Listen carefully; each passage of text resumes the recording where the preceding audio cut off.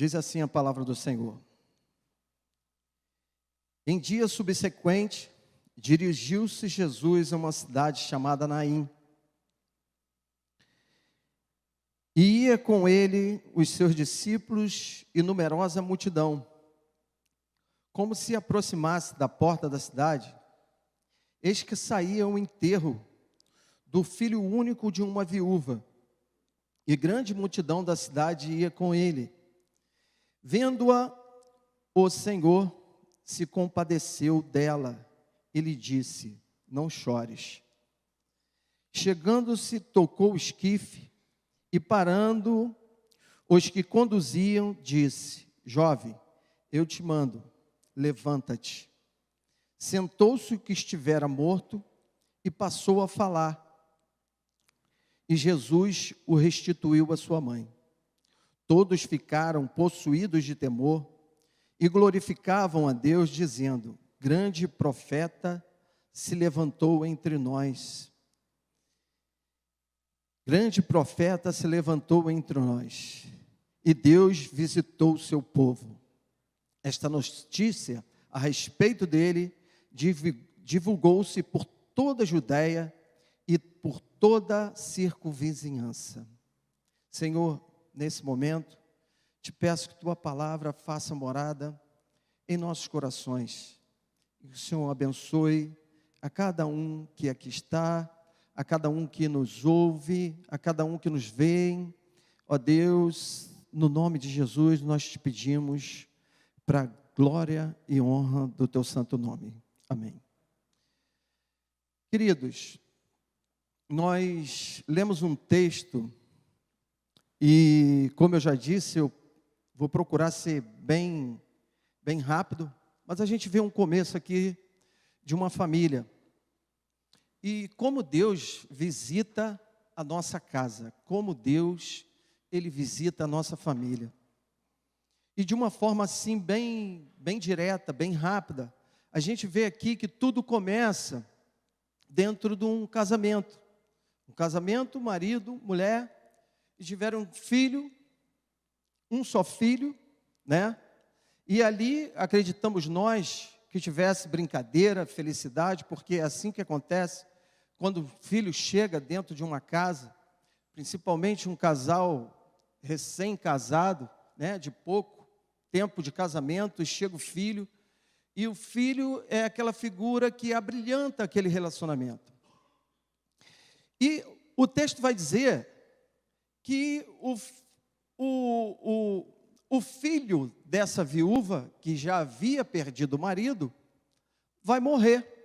Então, perde o marido e agora perde o filho também. Primeira lição para que a gente possa pensar nesse texto e possa levar algum tipo de aplicação prática para a nossa vida cotidiana. Os inesperados, eles chegam. A gente querendo ou não, o dia ruim vem. A gente querendo ou não, as nuvens nebulosas aparecem. Querendo ou não. E esse dia inesperado chegou para essa mulher duas vezes. Primeiro que ela perde o marido, e segundo que ela perde o único filho que ela tinha. E assim, toda a projeção futura que aquela mulher poderia colocar sobre aquela criança, vai embora no momento em que ela perdeu o seu filho. Então, quando ela parte ali, ela parte para o funeral. A Bíblia diz que tinha uma multidão junto com ela, que estavam ali vivenciando aquele luto juntamente com aquela mulher, aquela viúva. E ela não somente levava o filho para ser enterrado, como as suas projeções futuras foram enterradas também juntamente com aquele filho. Porque a gente vê casos na Bíblia, e a gente vê um com Eliseu, onde a mulher, diz uma certa mulher, mulher dos profetas, né, perdeu o seu marido e o credor bateu na casa dela. E quando o credor bate na casa dela, ela não tinha nada para oferecer. E o profeta vai lá e pergunta a ela o que ela tem. Ela diz que tem umas vasilhas. O profeta pega aquelas vasilhas, enche de azeite, e depois ela vende tudo, paga os credores. Então são coisas inesperadas que às vezes acontece que nós não esperamos. Nós não fizemos uma projeção para que aquilo possa acontecer. Mas acontecem. Agora mesmo, nessa pandemia que houve, quantos ficaram enlutados? Quantos ficaram sozinhos? Quantas famílias perderam seus entes queridos? E eu pergunto para os irmãos, quem contava com isso? Quem tinha a percepção de que isso haveria de acontecer? Nenhum de nós. Mas acontecem. Aquela mulher estava passando exatamente por isso. Era uma segunda visita do inesperado na sua casa. E eu vejo o seguinte, que muitos ficaram perguntando o porquê de ter acontecido justamente com quem já havia perdido o marido. E muito de nós, quando acontece alguma coisa, nós ficamos nas indagações do porquê aconteceu comigo. Por que isso aconteceu? A Bíblia vai dizer que era uma numerosa multidão, tinha muitas testemunhas. Aquele encontro, que era um encontro inesperado, era um encontro inusitado, mas foi um encontro glorioso. Sabe por quê? A Bíblia diz também que duas multidões se encontraram, onde uma saía e a outra entrava. Uma estava com um jovem, filho da viúva, morto no caixão. E a outra entrava Jesus juntamente com os seus discípulos. Ou seja, uma tinha um jovem, filho único, morto, mas com uma expectativa de viver. O outro vivo, mas com uma expectativa de morrer. Duas multidões, duas caravanas, dois estágios, duas possibilidades. E aquela mulher sofrendo tudo isso, encarando todas essas circunstâncias, mas Jesus chega ali, toca aquele esquife e diz para aquele jovem se levantar. Ele se levanta, começa a falar, não entendia nada, não estava vendo nada, não sabia de nada, e ele se levanta e começa a falar ali. E a Bíblia vai dizer também que a multidão, ao ver tudo aquilo acontecendo, ficaram maravilhadas, ficaram atônitas olhando para aquilo tudo. Afinal de contas, era algo inusitado, como eu já falei. Não se via em qualquer momento, todo momento, algo acontecendo. E a multidão ficou maravilhada. E todo mundo dava glória a Deus, e todo mundo se alegrava, e todo mundo festejava juntamente com aquela mulher, e vão explanar e vão dizer: que maravilha, grande profeta se levantou entre nós, como estava escrito lá em Deuteronômio, que levantaria um profeta que seria maior do que Moisés, e esse profeta estava ali, naquele momento, fazendo um milagre, realizando algo maravilhoso, na frente daquela multidão, com todo mundo vendo, e as pessoas maravilhadas ali, olhando para aquilo tudo, e acreditando que grande profeta se levantou entre nós. E o livro de Hebreus vai dizer: havendo outrora muitos profetas falado através daquele que viria de vir, que viria de estar com o povo de Israel, agora nesses últimos dias, ele fala diretamente ao seu povo através do seu filho Jesus. Foi algo fantástico, foi algo maravilhoso. Aconteceu na Galileia. A Bíblia vai dizer que se espalhou pela Judéia, ou seja, a Galileia ficava no sul, a Galileia no norte, a Judéia no sul, e isso se espalha de uma forma assim muito tremenda, e todo mundo toma conhecimento do que havia acontecido. E o que é mais marcante, o que é mais, assim, que causa perplexidade, é que Jesus enxuga as lágrimas daquela mulher. No verso 13, diz assim: vendo-a, o Senhor se compadeceu dela, ele disse: não chores. Jesus enxerga a sua dor. Jesus enxerga a minha dor. Jesus, ele sabe exatamente o que está passando no coração e na vida de cada um de nós.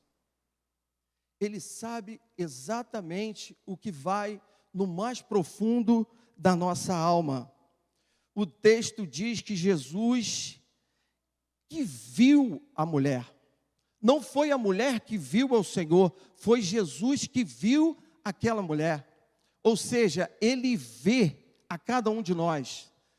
Ele sabe exatamente nesse exato momento, o que está acontecendo na sua vida, na minha vida, na vida de cada um de nós, na vida de cada um de vocês que estão em casa acompanhando esse culto agora. Jesus sabe exatamente o que está passando pela sua vida, meu irmão. Minha irmã, ele sabe o quanto você tem sofrido, o quanto você tem clamado. Meu irmão, ele conhece no mais profundo do nosso ser aquilo que a gente nem imaginou, aquilo que a gente não tem ideia do que possa Jesus entender a nosso respeito. Ele conhece a cada célula do nosso corpo pelo nome, e chama pelo nome cada uma delas. Ele conhece o nosso sofrimento, ele sabe exatamente a sua dor, ele sabe o que você está passando. Ninguém foi capaz de o ver. Ele viu a multidão, enxergou o sofrimento daquela mulher, principalmente porque era algo dramático, era algo inusitado, e era a morte de um jovem e de uma mulher que viúva e agora perde o seu filho. Eu vou falar uma coisa aqui para os irmãos: tem cenário da nossa vida que se assemelha dessa mulher. Tem cenários da nossa vida que se assemelha exatamente o quadro que aquela mulher estava passando. O cenário que traz dores, o cenário que muitas das vezes nos incomoda, o cenário que muitas das vezes faz a gente pensar aquilo que causa desconforto no nosso ser, aquilo que causa desconforto na nossa alma. São coisas que nós carregamos, algumas dores que nós carregamos, e o pior é que nós não sabemos como resolvê-las. Nós não temos nenhum tipo de atitude, muitas das vezes, para resolvê-las, porque não sabemos. São difíceis, são impossíveis, muitas das vezes. E a gente fica se perguntando: como será? E a gente fica igual ficou o profeta Ezequiel: como dói continuamente a minha dor, sem permitir cura. Às vezes dói demais. E você no calado, no silêncio, no grito que não projeta, aquele grito para fora, mas dói para dentro. O grito é para dentro da alma. Por isso que Davi, no Salmo 42, ele vai falar: por que te perturbas dentro de mim, ó minha alma? Confia em Deus. Ele é minha salvação, e ainda o louvarei. Tem hora que o grito sai para dentro, irmãos. Tem hora que abafa, tem hora que dói. E sabe por quê? Sabe por quê? Por causa das contingências dessa vida. E nós somos humanos. Nós sentimos. E dói. Tem hora que dói. E a gente grita. E gritamos para dentro. Aquela mulher, ela estava vivendo um momento assim. Mas Jesus vai dizer também que ele se compadece dela. Mas esse compadecer é algo muito diferente simplesmente de você olhar e sentir pena.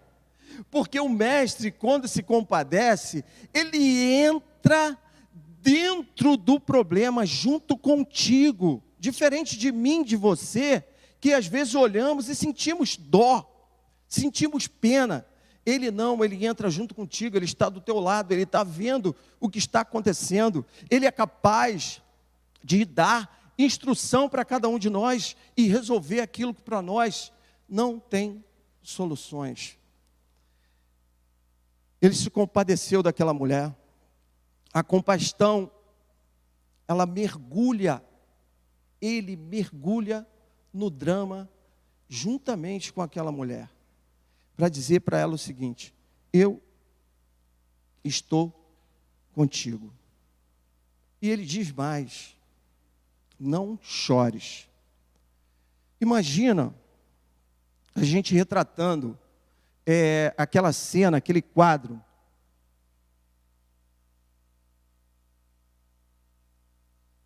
Onde Jesus está ali naquele velório.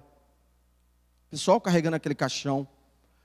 E ele vê aquela mulher, vê a agonia, vê o choro dela, e chega para ela e fala assim: não chores. Já chegou num cemitério, onde você está vendo as pessoas lá, chorando, às vezes amarga, e você vai chegar para ela e vai falar: não chores. Mas por que Jesus falou para ela: não chores? Já pensaram nisso? Não chores. Como não? A viúva perdeu o marido, perdeu o filho. E agora eu não vou chorar pelo meu filho, o único que eu tinha? É porque quem fez o pedido tem autoridade para garantir o que pediu.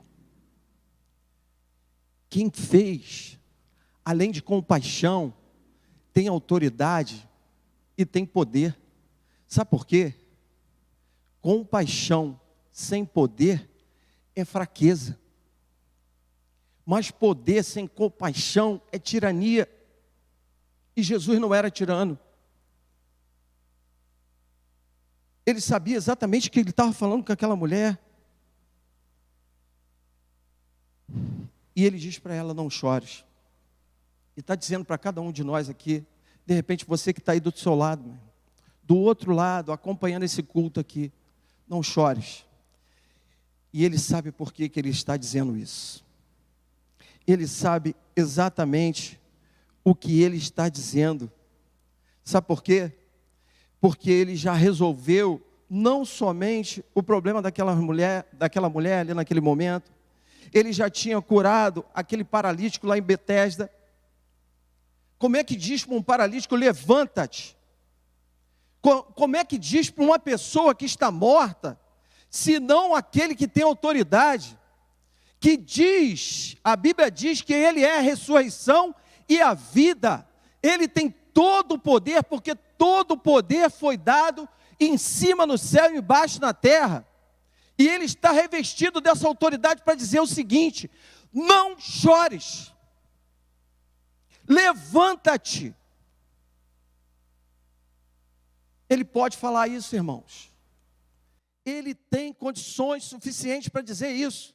Disse isso para aquele paralítico. Disse para Pedro, quando Pedro estava lá naquela pesca, que não tinha nada mais onde colocar uma possibilidade de confiança para poder pegar aquilo que ele foi pegar, que eram os peixes. E ele falou assim: Pedro, volta lá, faz da forma que eu estou falando, senão aquele que tem autoridade.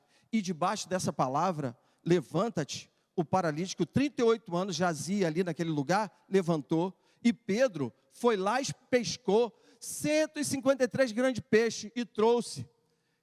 E Lázaro sai para fora, e Lázaro saiu, porque quem tem autoridade pode garantir aquilo que está falando, porque vai ser realizado.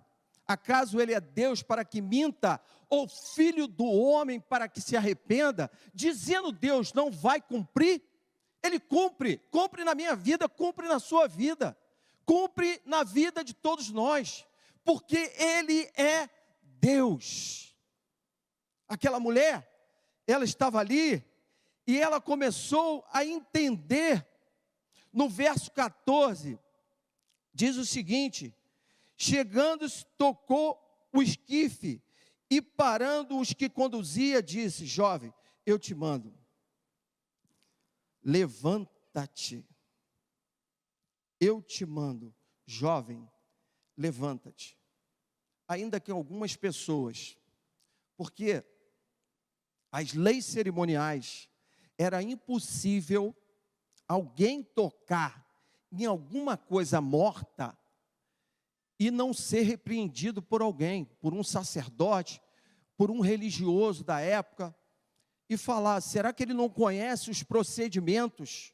Será que ele não conhece as leis cerimoniais que dizia: todo aquele que tocar em algum morto, cadáver de algum homem, e não se purificar, contamina o tabernáculo do Senhor, essa pessoa será eliminada de Israel, porque a água purificadora não foi aspergida sobre ele, imundo será, e está nele ainda a sua imundícia. E Jesus era a própria água que limpava, que limpa, e que lava as nossas lágrimas, que lava os nossos choros, que lava as nossas indecisões, aquilo que nós não temos, aquilo que não podemos fazer, é Ele que nos purifica. E eles não sabiam que o próprio Deus estava ali naquele momento. A água purificadora é que estava ali. Será que ele não foi acusado? Claro que foi. Mas mesmo assim, ele se aproxima de cada um de nós. O Senhor está mais próximo do que a gente possa imaginar. Da nossa vida, na nossa caminhada, no nosso dia a dia, Ele está mais próximo do que a gente possa imaginar. Deixa eu perguntar uma coisa aqui para você. O que você considera morto na sua vida hoje? Será que aqueles sonhos morreram? Será que as realizações que você tinha no seu coração de conquista, de vitória, será que morreram? O que morreu na sua vida hoje, meu irmão, minha irmã, que Jesus não possa fazer? O que morreu hoje? Ele venceu a morte. Ele venceu a morte. É o Criador de todo o universo. Nada do que foi feito sem Ele teria sido. Jesus, Ele está aqui hoje, neste lugar, dizendo para cada um de nós: levanta-te, não chores, não acabou. Ainda, Ele dá uma palavra para Isaías. Isaías, chama esse pessoal aí, Isaías. Recolhe todo mundo, bota todo mundo junto aí que eu tenho algo para dizer.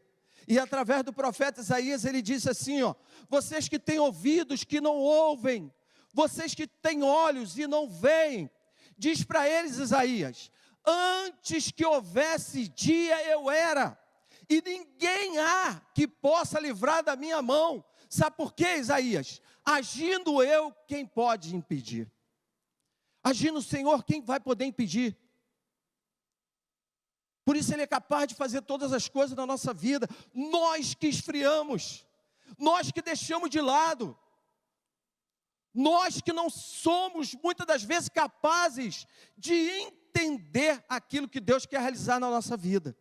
Nós não somos, mas Ele está falando aqui esta noite: não temas, não chores, não chores. Naquele último dia, todos aqueles que morrerem em Cristo ressuscitarão, uns para a vida eterna e outros para o juízo eterno. Nós que estamos no Senhor, para a vida eterna.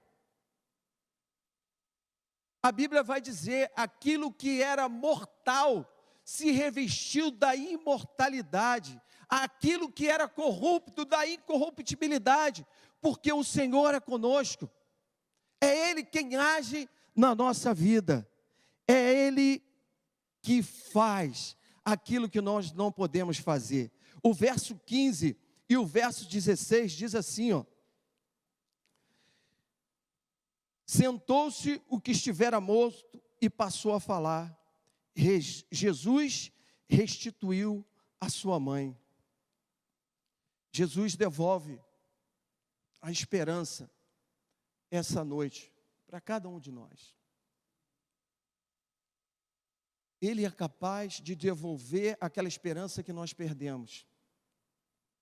Ele é capaz de restaurar aqueles sonhos que nós já deixamos de lado, que nós não acreditamos mais. Ele é capaz de fazer isso, por mim e por você. A multidão estava espantada, não sabia o que acontecia. O jovem perplexo, olhando, levanta-te. Ele levantou e ficou ali sem saber o que estava acontecendo. A mãe alegre, porque o filho único voltou a cobrar vida, a ter vida de novo. As esperanças foram recobradas. Tudo que ela havia perdido foi restaurado. Tudo que você perdeu, o Senhor é capaz de restaurar. E tudo é tudo. Por mais que a gente não venha a crer, tudo para o Senhor é tudo. Porque Ele vai dizer para Abraão: Abraão, porventura há alguma coisa impossível para mim, Abraão? Porventura há impossíveis para mim? Você pode ter chegado aqui a esse lugar, esta noite, com marcas profundas de dor. Mas vai sair daqui com marcas profundas de esperança e consolo na sua alma. Pode ter chegado aqui com marcas profundas de dor, mas vai sair daqui com marcas profundas de esperança e consolo na sua alma, porque o Senhor está aqui. O Senhor é bom, é Ele quem enxuga as nossas lágrimas. É Ele quem traz a realização dos nossos sonhos. Versos 16 e 17. Todos ficaram possuídos de temor e começaram a glorificar a Deus, dizendo: grande profeta se levantou entre nós. Deus visitou o nosso povo. Quando Jesus realiza um milagre na nossa casa, na nossa vida, isso produz reverência e temor. Quando o Senhor realiza milagres dentro da nossa casa, na nossa vida, produz reverência e temor. Ele é real. Ele está aqui.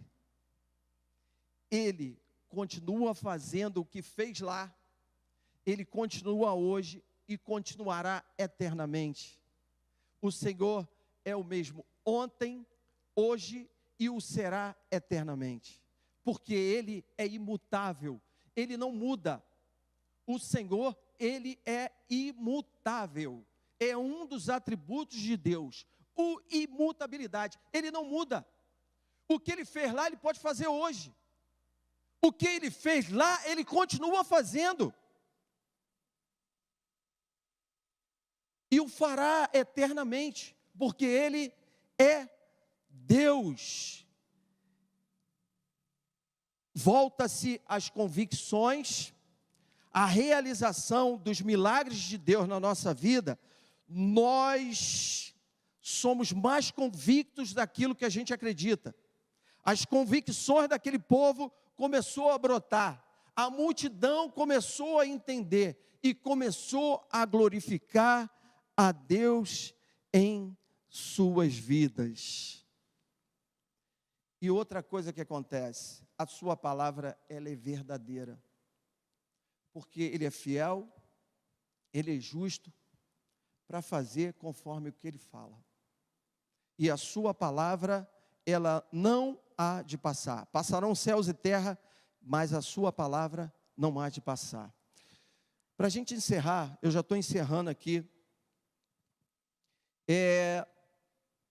Uma vez, eu tomava conta dos jovens na igreja, E aí, eu trabalhando num determinado local, eu cheguei lá, peguei um panfleto motivacional, e tinha lá no panfleto: quem é que está fazendo com que a sua empresa ela não venha crescer? E aí vinha discorrendo lá um texto, e no final do texto falava assim: é você mesmo. Aí eu tive uma ideia, naquele momento ali eu tive uma ideia, era aproximadamente 50 jovens, e aí eu peguei aquele panfleto, transformei aquele panfleto numa peça.